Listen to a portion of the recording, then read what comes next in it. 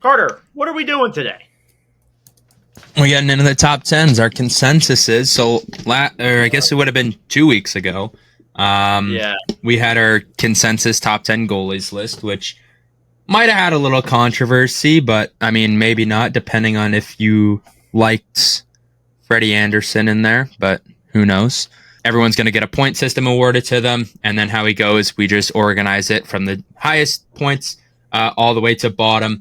We have some guys who will be making honorable mentions. So starting off with our defensemen, we have 4 honorable mentions today. Starting off from bottom to top, I guess, we got Charlie McAvoy, who made it here onto our list from Jack. Jack, you had him at number 10. What makes Charlie McAvoy a top 10 player in your eyes here? Yeah, well, McAvoy, I mean, it's pretty self-explanatory. The guy's been great for the Bruins the last couple of years and just very consistent. I could see him easily being higher on this list. You could also argue he could be off this list, but I do think there are 9 guys better than him, and he barely cracked my top 10, so yeah. On our honorable mention here, we have Shea Theodore. I was the only one to have him in the top 10, and I had him at 9. I'm a big fan of Shea Theodore. I think that he is Vegas's best defenseman. I think the offensive side that he brings is very good. I think his defensive side is very good as well. I think that he has the potential to be a very, very good defenseman. And I think that he's a big reason that Vegas is very, very good, especially on the back end there. When you look at their back end, there's not like a whole stretch of like talent really outside of that forward core. And you need someone who's able to hold it down on the back end. And I think Shea Theodore is just that.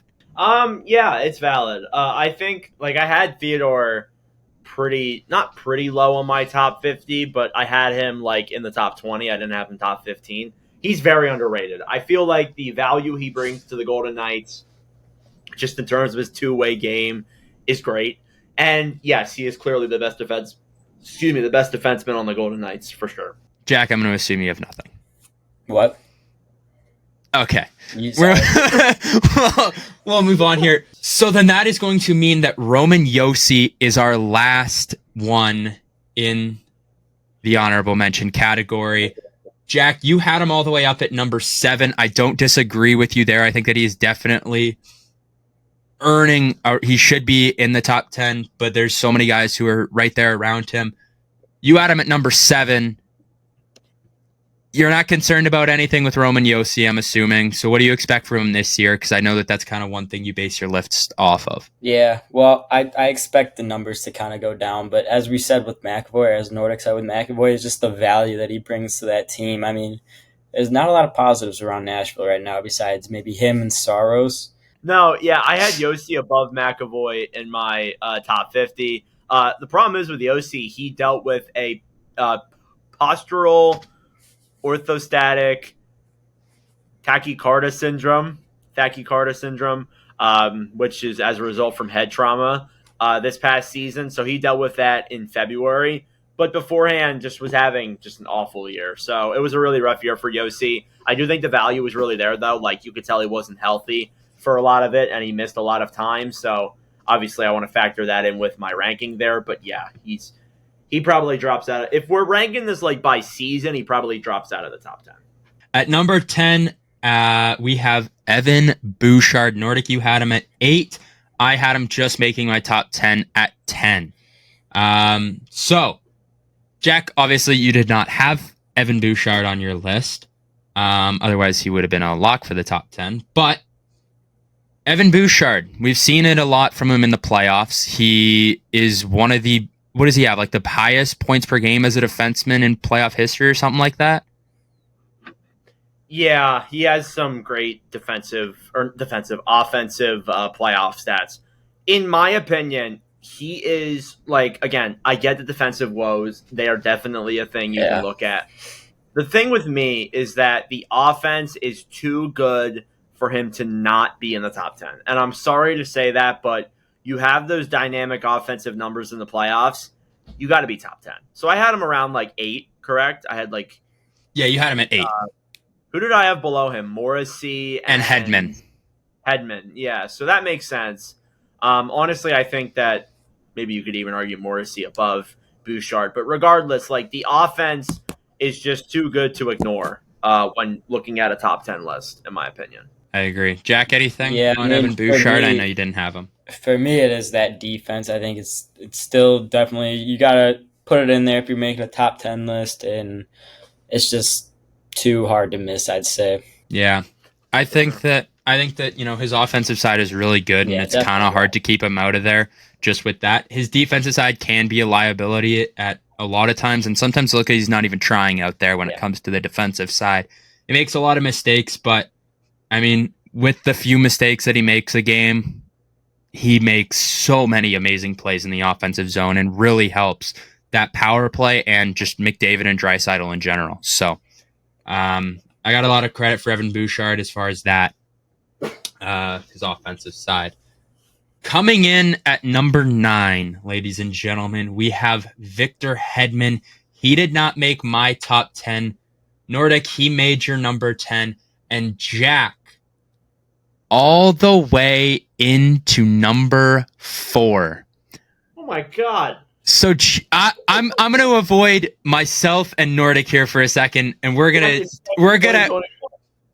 address the elephant in the room here. Jack, Victor Hedman, a top 4 defenseman. Take the reins.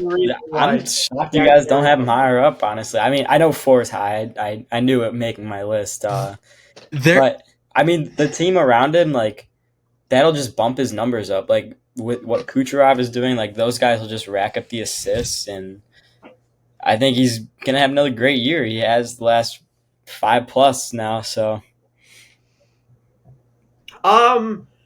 Yeah, definitely not 4. Definitely not 5, 6, 7, or 8 or 9 for me. He's number 10 on my list. But honestly, I think like Hedman still has that solid offensive capabilities. He's still Victor Hedman. He's also the captain of the team now. We forget that. I feel like the leadership still is there with him, and he adds that to his resume. Overall, he's a very solid and still an elite defenseman, even at his age. But he's definitely not what he used to be. If this was 2021, then he could be higher than number 4. But I don't know. That just seems a little bit crazy to me. Yeah, and that's fine. I'm not saying that Jack's an idiot, but no, it's just strange to see him all the way up at 4 when there's a player I'm going to get to in a little bit here that could be there. However, I still think that Victor Hedman is a very good defenseman. I think he's still elite. He's still a big part of that back end and has been for a while in Tampa. So I don't mind him being up at 9, but I certainly would probably not have him all the way up at 4. But again, that's just me and my own opinion. Coming in at number 8, we have Jacob Slavin, a guy who really started to get a lot of attention at the Four Nations tournament. We saw how good he was defensively, defending McDavid, Canada's superstars, and just every single nation's superstars as well. And then he carried that on into the playoffs and looked very, very good as well. So I had him at 8. Nordic, you had him at 7. And Jack, you had him at 9. So he fits in literally right in the middle of where we all had him, right at 8. So, guys, Jacob Slavin, what do we got? What are we saying here? Yeah, I mean, defensive defenseman in the league. Yeah, I was just gonna say that. Yeah, and his Four Nations too. He was probably the best defenseman on Team USA. Honestly, yeah. Probably, yeah. I look back at that Four Nations team. Quinn Hughes wasn't able to play. Adam Fox, iffy at times. But yeah, I would say that Slavin was the best by far. Just overall, his defensive numbers are nothing to scoff at. This kid is phenomenal when it comes to his defensive game. So I'm a big fan of him because of that. Again, he's been not really carrying because Carolina's played good defense for a long time now, but he's been a big part of why Carolina's defense is as good as it is. So I'm a big fan of him for sure. Definitely, he's a little bit lower than I would like. I would have loved to have put him in the top 5, but unfortunately, two-way defensemen have more value over just defensemen. Sadly, but overall. Mm-hmm. I agree. I think he's one of the best defensive defensemen in the NHL by far. And not only that, he still has good offensive upside. Like, he is literally the exact defenseman that every team would want. Very good defensively and can still put the puck in the back of the net and find open holes every time. He's a huge part of Carolina, and I think without him, Carolina would be so much worse than they are. I was going to say than they are right now, and yet they're like one of the best teams in the NHL. So we're gonna just mine past that here. Coming in at number 7 here, we have Josh Morrissey. I had him all the way up at number 6. Nordic, you had him at 9. Jack, you had him at 8. I am very high on Josh Morrissey because I have watched this guy blossom from literally a nobody to a Norris caliber defenseman. Mm-hmm. Not like high-end Norris, but top 5 Norris caliber. And I think that what he provides to Winnipeg Jets is unbelievable. He's very good defensively. He's not the best in the defensive zone, I'll be that, but his offensive upside is also unreal. So he jumps up in the rush a lot for a guy who is a little bit more defensive, I'd say. And he fits in literally with any D-man you put him with on his other side. They're amazing. So I absolutely love Josh Morrissey. I don't mind him at 7. I'd love to see him, higher in my opinion, but I think that he's pretty much at exactly where I'd have him. I'm glad to see that at least you guys put him in the top 10. That warms my heart. He's a top 10 regardless of Yeah, imagine saying that years ago. Like, Josh Morrissey is a Norris caliber guy. I wouldn't have believed you. Yeah, I wouldn't have believed you. Morrissey. We had him at 7, right? Yeah. Very, very good two-way. I feel like, again, he doesn't provide a ton of offense, but even the offense he provides, he scored some clutch goals for the Winnipeg Jets this past year. So I feel like that's something you also got to think about there as well. He was somebody who I love watching on that back end for Winnipeg. In terms of defensemen that I like, he's probably top 5, top 3, honestly. I'm a big fan of Josh Morrissey. Yes. All right. Cool. Nothing else? All right, we'll move on here. So this is where I want to ask Jack a question here. Because I think... No.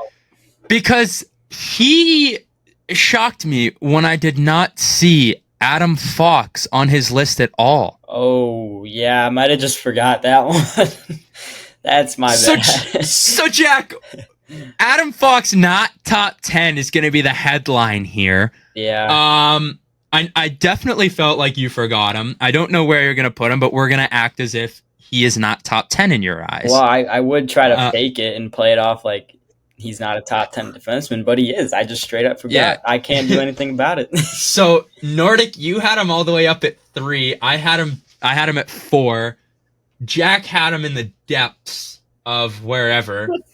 The depths. But you guys didn't say anything in the group chat when I sent my list? I didn't look Nordic doesn't look at it, and I didn't clock it until just before as I was putting everything into the value. So I'm like, why is Adam Fox all the way at 6? And then I was like, I guess Jack doesn't think that Adam Fox is top 10. Yeah, well, whoops.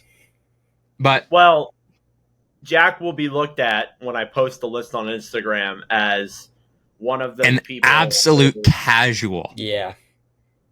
Well, there's a lot of and this has been going on for the last 2 years. There has been an unnecessary amount of Adam Fox hate on social media. It's so bad. A ridiculous amount of hate for this kid. So give me a second here to look up, because NHL Network hates this guy. I feel like it's a personal vendetta. So give me a second to look up their list and where he placed. You guys can explain your thoughts on Adam Fox for a second. Jack doesn't have any thoughts outside of he sucks. So no comment. I'll take the reins here. I think that he is undoubtedly the best defenseman in the Metro by far. He is so good with the puck on his stick. Even when the puck's not on his stick, I still think he is very elite. I love the way that he moves, how he just, I don't know, everything just looks so calm to him. And I just absolutely love it. He's a huge part of the Rangers as far as scoring. Their defensive side sucked, and Adam Fox isn't the greatest defenseman by any means, but I would trust him a lot more than an Evan Bouchard. His offensive side isn't up there with Evan Bouchard, but I still think that what he does with the puck is unbelievably elite. So I'm gonna make Jack feel a little bit better about himself here for forgetting Bouchard, hating Bouchard or Bouchard Fox. Oh my God. I shouldn't have Anyway, said that, did I? yeah, you got me all messed up. I'm gonna make Jack feel a little bit better. So he's not the only one, and Jack, I'm just giving you a hard time. Yeah. The NHL Network hates Adam Fox, like despises Adam Fox. So in 2024, when they did their top 20 defenseman list, and they do this every year, he was ranked 8th. In this past year, which 8th, by the way, is kind of wild. Like above him was Gustav Forsling and Charlie McAvoy. And he was coming off a really good year too, wasn't he? Yeah. That was the year where the Rangers won the President's Trophy. They were good. This year, Adam Fox. Do you guys want to take a little bit of a guess where he finished? 16. 15. Correct. 16. Wow. Yeah. So Carter definitely looked it up. I didn't. Anyway. On my life, I didn't. I took a wild guess. I was just like, I'm just going to take double. That's nuts. He finished 16th. It's actually insane. The only defensemen who finished behind him: Devon Toews, Mikhail Sergachev, Lane Hudson, and Brock Faber. Like it's unbelievable the hate that is around with this kid. I really feel like I know that he'll have his ups and downs. Like every defenseman in the entire NHL has had that, even number 1 and number 2 and number 3. But to have him all the way at 16 is just diabolical to me. He's got great offensive numbers. He's solid defensively. And if you want to attest to his defensive numbers not being that great, look at the blue line. Like you're playing with K-Andre Miller, you're playing with all these other guys that he had. We forget that the Rangers blue line is literally honestly, it's almost completely new from last year. He doesn't have like a defensive defenseman to really help him out at all. Like when you outside of outside of like Quinn Hughes, who has no defensive help, like everyone else, like their pairings pretty much have defensive upside. Like Makar has Devon Toews, who's really good defensively. Mm-hmm. Who does Heiskanen has someone? Harley. Right? Harley? Yeah. Harley's better defensively too, right? Like you're looking at a lot of these guys and it's like you can't judge him that much, right? So taking into account his defensive numbers a lot in your rankings is kind of hard to put out there, right? Like you look at him in the defensive zone, he's in his spot all the time, he's helping out, he's doing everything, but at the end of the day, it's a 5v5, and if you have your guy and someone else doesn't, it doesn't matter. The dash goes to everyone. And I know we're contradicting ourselves too, because this is literally a defenseman's list, and we're talking about how defensive numbers should not be kept in mind.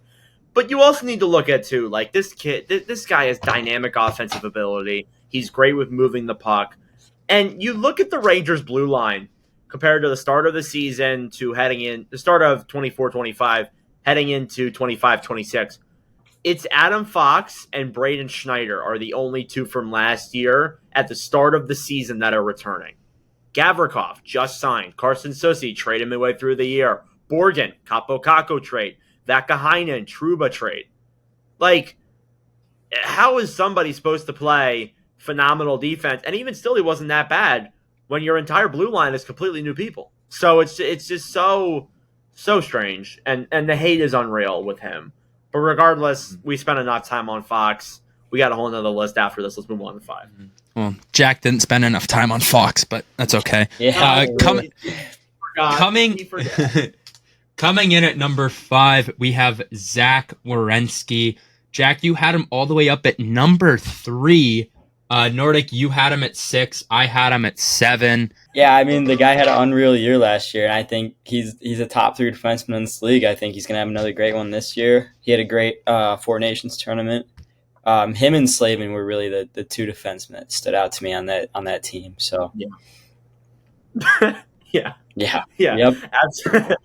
I'm so sorry. Yeah, absolutely. With Werenski, like he carried Columbus this past year. Honestly, you look at how the Blue Jackets were. Their blue line, like outside of Werenski's, not that great.